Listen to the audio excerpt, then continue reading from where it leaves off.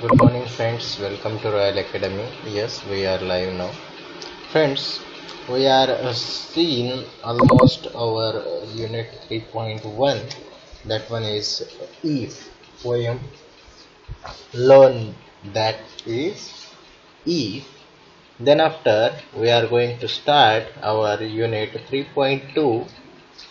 That one is a lesson in life from a beggar.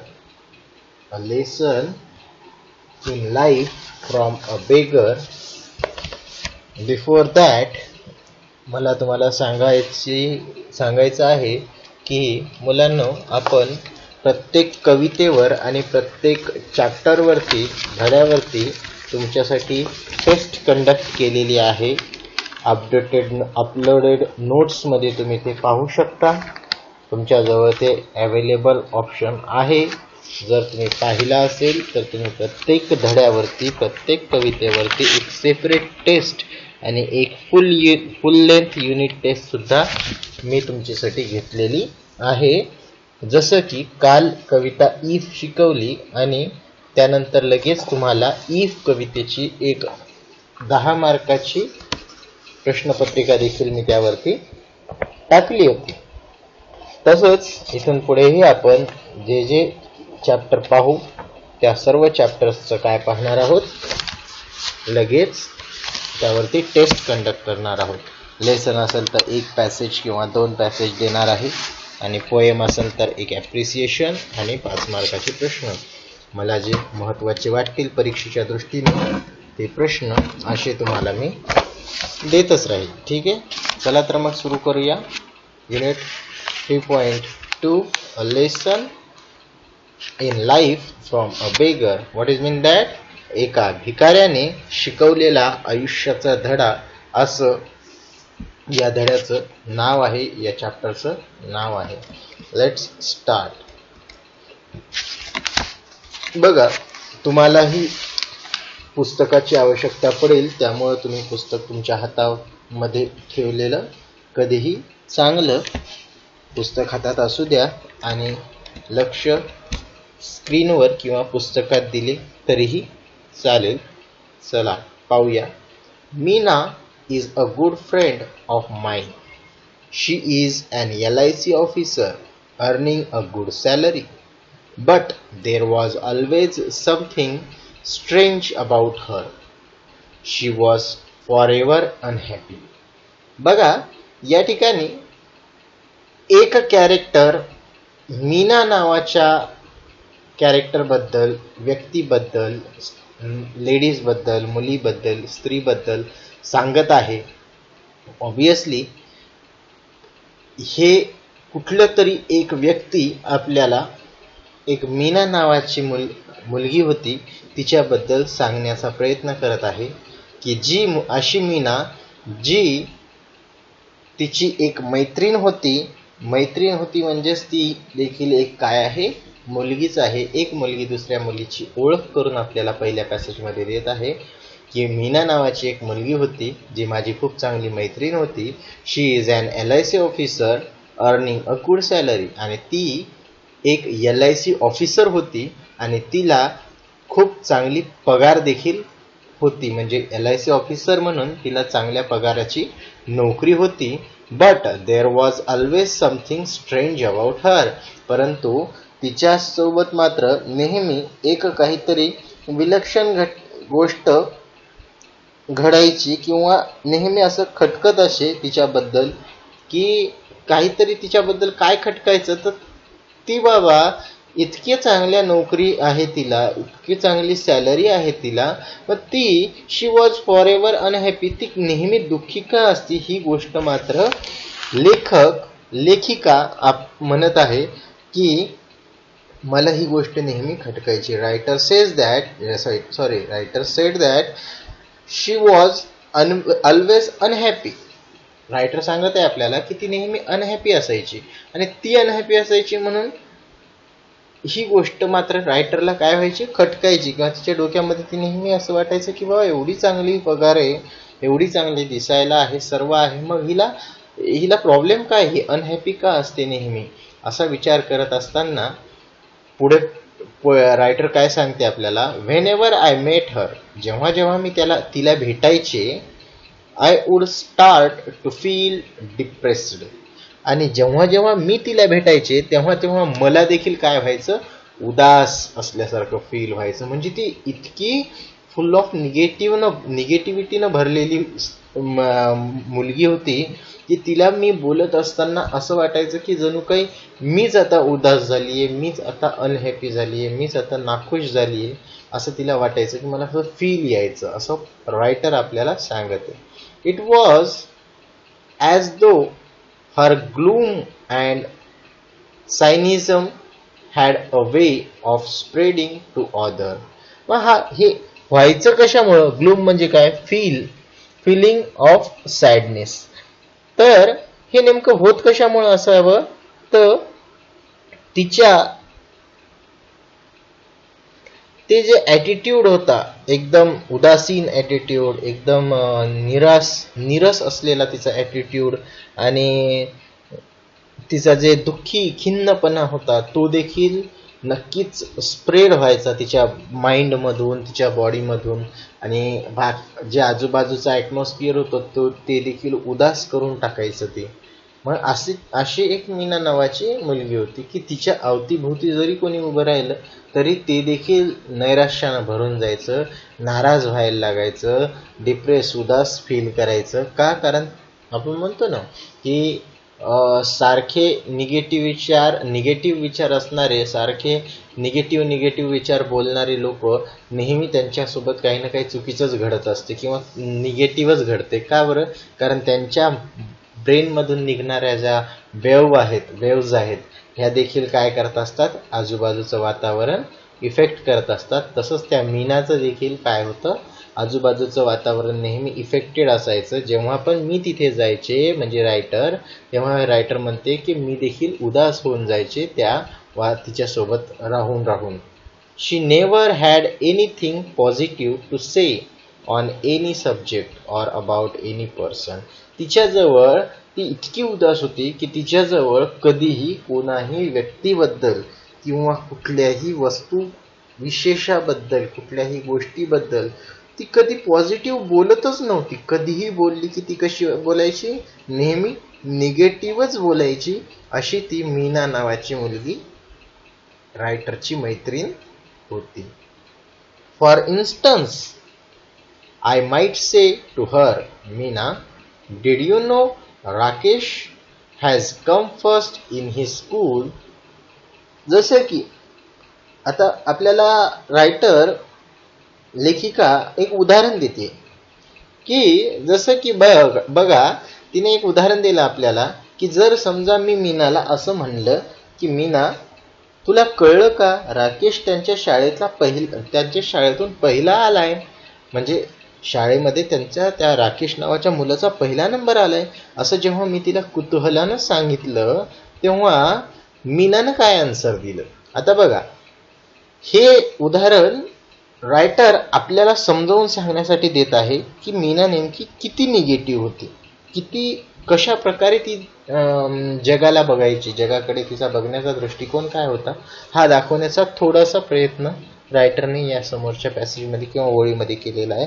Writer म्हणते की जेव्हा मी एखाद्या गोष्टीला, समजा उदाहरणार्थ मी तिला म्हणलं की मीना, आपल्या शाळेतला राकेश आहे तो पहिला आलाय पूर्ण शाळेतून, तर मीनाचा आन्सर काय असायला पाहिजे? जनरली बघा, आता तुम्हाला मला जर असं कोणी म्हणलं तर आपण काय म्हणणार, वा खूप छान, हो गड्या, तो अभ्यास करायचा त्याच्यामुळे त्याला मार्क मिळालेच, किंवा तो पहिला आला त्यानं करूनच दाखवलं, अशा प्रकारे आपण म्हणलो असतो.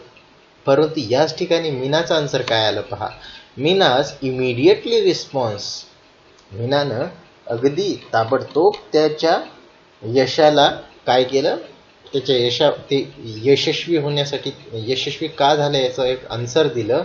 Would be to belittle the achievement, response would be to belittle to the achievement. एकदम त्याला काय केलं, कमी लेखत ती अशी सहज म्हणून गेली. काय म्हणली ती? Naturally his father is a school teacher, she would say. ती सहजगत्या बोलून गेली की त्यात काय मोठं, त्याचे वडील शाळेत शिक्षक आहेत ना, तो पहिला तर येणारच. म्हणजे तिचा त्या राकेशच्या पहिला नंबर येण्याकडे किती उदासीन दृष्टिकोन आहे मुलांना हे लक्षात घ्या, की ती किती उदासीनपणे म्हणाली, की किंवा किती नैराश्यानं किंवा निगेटिव्हिटी आहे तिच्या मनामध्ये किंवा तिच्या बोलण्यामध्ये, हे आपल्याला या उदाहरणावरून लक्षात येते. की जेव्हा ती अशी म्हणते की तिचा तो राकेश नावाचा मुलगा पहिला आला, तर ती सरळ म्हणते की तिचे वडील शाळेत शिक्षक आहेत म्हणून तो पहिला आला. आता ॲक्च्युअलमध्ये ज्या शाळेमध्ये एखाद्याचे वडील शिक्षक आहेत म्हणजे तो पहिला आला पाहिजे असं आहे का? का त्याच्या वडिलांनी त्याला काही चीट वगैरे प्रोव्हाइड केल्या, का त्याच्या वडिलाच्या ओळखीमुळं त्या शिक्षकांनी त्याचा पेपर आउट ऑफ मार्क देऊन टाकले, असा काहीही प्रकार कधीही घडत नसतो. परंतु मीनाचा मात्र दृष्टिकोन तसा होता त्या उदाहरणाला पाहून. म्हणजे तुम्हाला लक्षात येईल की मीना किती निगेटिव्ह होती. इफ आय सेड, जर मी तिला असं म्हणलं की, आता दुसरं एक उदाहरण सांगत आहे रायटर आपल्याला, Meena, Shweta is a very beautiful girl isn't she. जर मी तिला असं म्हणलं की मीना, श्वेता किती सुंदर मुलगी आहे ना, असं जेव्हा मी तिला म्हणलं किंवा मी जर तिला असं म्हटलं, तर त्यावर मीना काय म्हणेल उपहासात्मक बोलली ती. काय म्हणली? मीना वुड बी पेसिमेस्टिक म्हणजे एकदम निगेटिव्ह ॲटिट्यूडनं आणि चिडवल्यासारखं किंवा हसल्यासारखं तिच्यावरती. आणि तिला रिप्लाय दिला पेसिमेस्टिक. इथं साईडला मिनिंग दिलाय बघा, expecting the worst having a negative attitude. Pessimistic म्हणजे एखादं असं वाक्य बोलणं जे खूप फुल्ली निगेटिव्हिटीनं भरलेलं आहे. कशी बोलली ती पुढे? When a pony is young he looks handsome. लगेच तिने त्याच्यावरती काय उत्तर दिलं, तर घोड्याचे तट्टू जे असतात ना, लहान असतात तेव्हा ते सुंदरच दिसतात. म्हणजे इनडायरेक्टली तिनं त्या बिचाऱ्या श्वेताला काय म्हणली? घोड्याचं पिल्लू म्हणली किंवा तट्टू म्हणली. म्हणजेच काय, तर जेव्हा एखाद्या घोड्याचं पिल्लू छोटा असते तेव्हा ते दिसतेच गोंडस, दिसतेच छान, तर त्यात काय श्वेता पण तर छान दिसतीये, मग याच्यात काय मोठं नवल नाहीये. म्हणजे तिनं डायरेक्ट बरोबरी श्वेताची कोणासोबत करून टाकली? एका घोड्याच्या पिल्ल्यासोबत. म्हणजे तिनं त्याच्या श्वेताच्या सुंदरतेचं वर्णन केलं नाही किंवा तिला ती पचनी पडलं नाही. तिने लगेच त्यामध्ये देखील काय काढला? एक निगेटिव्ह पॉईंट शोधून काढला. अशी ती मीना होते. It is age that matters. आणि ती पुढे बोलू लागली की हा वयाचा परिणाम आहे. Shweta will be uglier than anyone you know. Wait for some time, Shweta will be uglier than anyone you know. म्हणजे काय, तर थोडे वर्ष थांब, श्वेता तुला इतरांपेक्षा कितीतरी कुरूप वाटेल किंवा कितीतरी घाणेरडी दिसेल.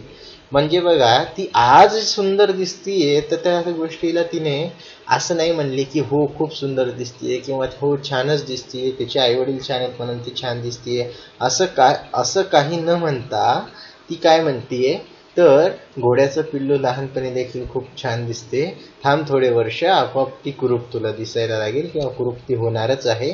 अशा प्रकारचा तिचा एकदम असा वाईट ॲटिट्यूड मीना नावाच्या मुलीचा, रायटरच्या मैत्रिणीचा होता. Meena, it's a beautiful day, let's go for a walk. जर समजा मीनाला मी असं म्हणलं, रायटरनं तिसरं उदाहरण दिलं बघा आपल्याला आता मीनाचं. मीनाला जर रायटर अशी म्हणली की मीना बघ किती सुंदर दिवस आहे, चल आपण थोडंसं फिरून येऊया, जाऊन येऊया, थोडं चालूया. तर तिचा लगेच त्यावरती देखील रिप्लाय येणार नो. पहिल्यांदा काय आला शब्द? नो. म्हणजे इथे सुद्धा तिने काय कशी बोलली? एकदम निगेटिव्हच बोलली. तिसऱ्याही वाक्यामध्ये तिने सुरुवातच नकाराने केली. No, the sun is too hot and I get tired if I walk too much. ती लगेच म्हणले की सूर्य खूप तापत आहे, ऊन खूप पडलंय आणि मला खूप जास्त थकवा येतो जेव्हा मी चालते. म्हणजे बघा, तिला साधं इतक्या सुंदर दिवसामध्ये इतका छान दिवस आहे असं म्हणल्यानंतर चल आपण फिरून येऊ म्हणल्यानंतर तिचा लगेच रिप्लाय काय आला, तर खूपच उकडतंय किंवा खूपच गरमी होतीये किंवा सूर्य खूपच तापतोय किंवा गरम होतोय, तर मला खूपच थकवा येतो चालल्यामुळं, तर मी काही येत नाही. Beside who says walking is good for health, आणि त्याही पलीकडे जाऊन ती म्हणते की, आणि असं कोण म्हणलं की चालणं हे शरीरासाठी चांगलं असते, तब्येतीसाठी चांगलं असते. देर इज नो प्रूफ, त्याच्यासाठी कुठलाही प्रूफ नाही. म्हणजे तिला नाही चालायचंय, तिला नाही जायचंय, म्हणून ती पळवाटा शोधतीये, आणि पळवाटा शोधत शोधत ती इथपर्यंत बोलून गेली की, आणि असं कुठं म्हणलंय की चालणं हे शरीरासाठी किंवा तब्येतीसाठी चांगलं असते आणि याचा कुठलाही प्रूफ नाहीये, असं देखील ती बोलून गेली होती रायटरला. That was Meena. तर मग ही अशी होती मीना.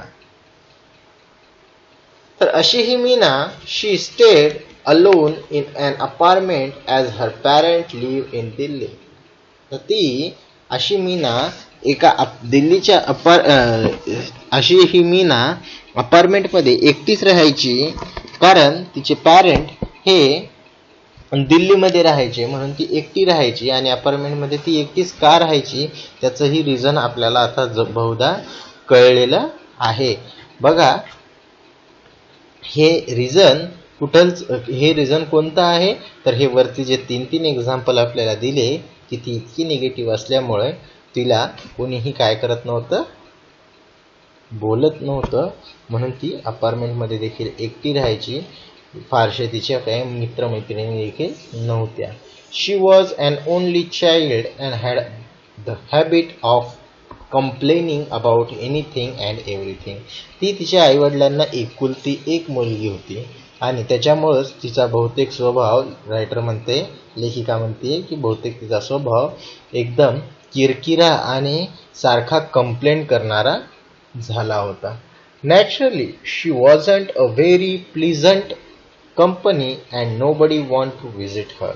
आणि आपोआपच तिचा अशा स्वभावामुळं तिला कुठलीही चांगली कंपनी, म्हणजे कुठलीही चांगली मैत्री किंवा फ्रेंड्स मिळू शकले नाही, आणि तिला कोणी भेटायला देखील जास्त करून जात नव्हतं, कारण ती इतकी निगेटिव्ह होती.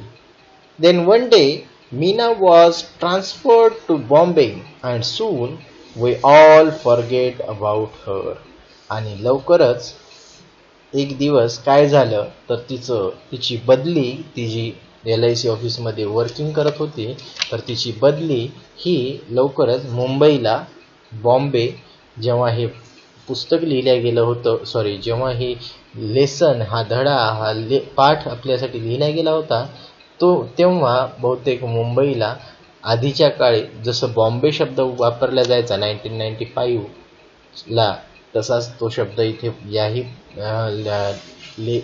चॅप्टरमध्ये आपल्याला वाचायला मिळतोय की बॉम्बेला जशी तिची शिफ्टिंग झाली, तसं इतक्या निगेटिव्ह पर्सनला कोणीही आठवत बसत नाही, कोणीही त्याची आठवण काढत नाही. अगदी तसंच त्याही व्यक्तीला जसं आपण विसरतो कुठल्याही अशा निगेटिव्ह आणि ना आवडत्या व्यक्तीला, तसंच आमच्या मित्रमैत्रिणींमध्ये रायटर म्हणत आहे की आम्ही सर्वजण तिला पार विसरून गेलो होतो, आम्ही तिला पूर्णपणे विसरलो होतो. आता पाहूया पुढे काय होते हे उद्याच्या लेसनमध्ये, की उद्या काय काय घडते, मीनाची भेट पुन्हा कशी होते आणि ती आता कशी आहे तेही पाहूया. ठीक आहे, आज इथे आपण थांबूया, भेटूया उद्याच्या लेक्चरमध्ये. Thank you very much.